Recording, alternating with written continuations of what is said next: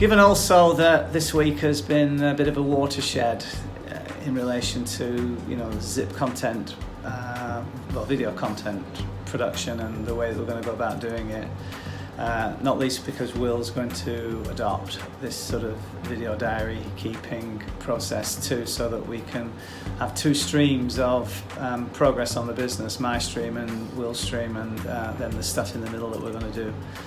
which was essentially covered for the first part yesterday here in Central when we had our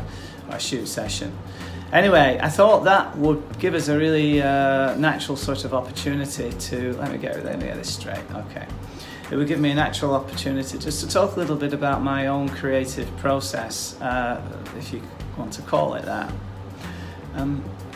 What I've found is that the more I'm involved in the weeds of a business, the less creative I am.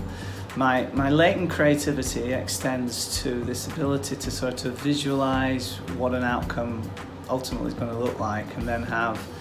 the sort of, the discipline and conscientiousness, as Jordan Peterson would have it, to,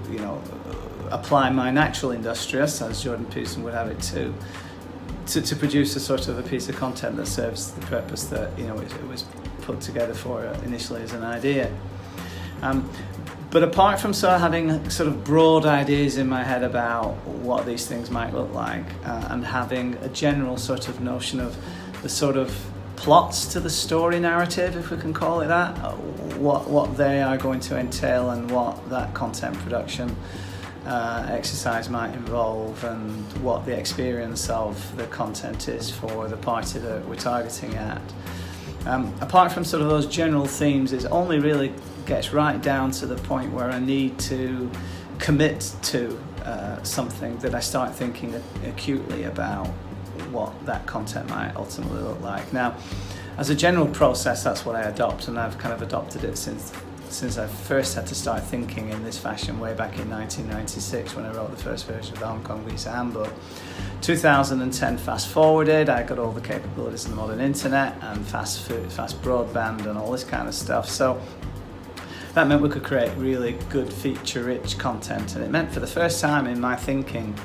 I had the opportunity to sort of take a no-holds-barred approach to the creation of content and the quality of that content. And then,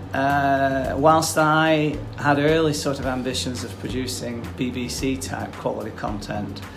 when it came down to actually controlling the resources that would allow that quality of production to come along, I realised that actually, given the relatively modest scale or size of my tribe and my future audience, the most important thing when communicating to these people is not to have beautifully crafted, totally unscalable, expensive video productions that just, are a work of art that, goes up for awards every single, time. Or rather, it goes up for awards and it brings tears to the eyes of people every time they're exposed to it. No, what I realised is that I needed to produce sort of, actionable content, and that meant that I could, in a sense, separate the art from the message. The message is about delivering value and making sure that it's actionable, and then the art is just collecting together all the available resources that you've got that allow you to put together a piece of content that's just the right length,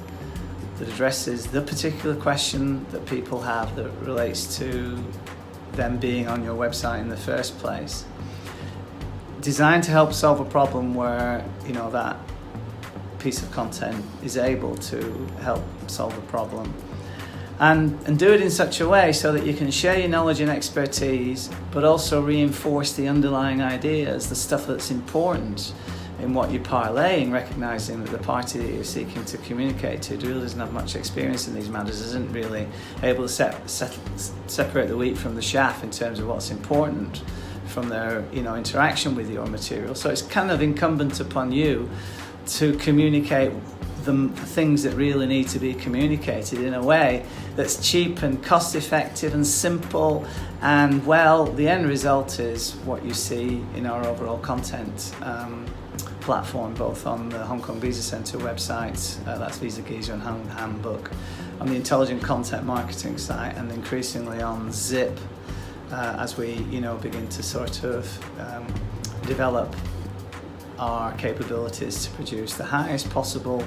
content proposition that answers a question, that solves a problem, that's then designed to dovetail into a service proposition that sells the thing that the user can't actually get from the material that you've provided for free.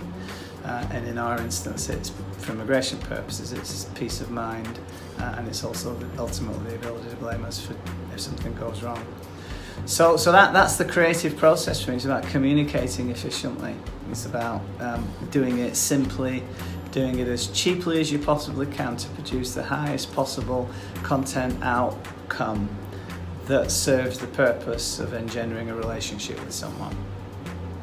That's all about content production. This is my new way of saying goodbye, by the way. Bye!